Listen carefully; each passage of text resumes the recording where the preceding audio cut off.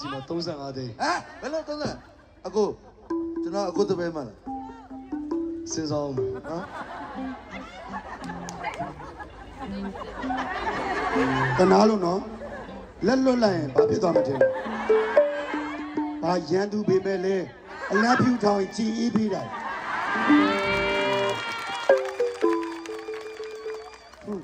မုံတရားတွေမပွားခြင်းအပြုံးစကားတွေလည်းပဲရှစ်ဆက်အောင် မာ ဟာတော့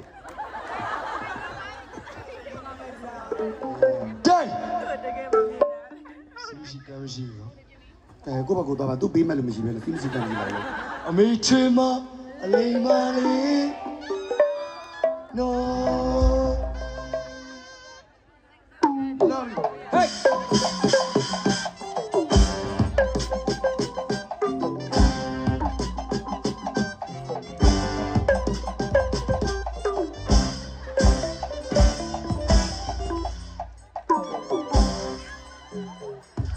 အဲ့တော့တော်ရုပ်ပြတ်နေပြီ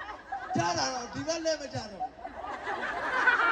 တော်ရုပ်ပြတ်နေပြီဒီမှာတထောင်းနဲ့ဟိုဘက်ကိုကြည့်ဟိုအင်းနဲ့စီဆူကြတာလား မင်းကဘာဖြစ် ဘာမလုပ်လားမသိနဲ့ ကြည့်နေတဲ့မျက်လုံးကြည့်တယ် ဘာမှမလုပ် ဘာမှတော့မလုပ်နဲ့နောက်မှပုံနေပြီ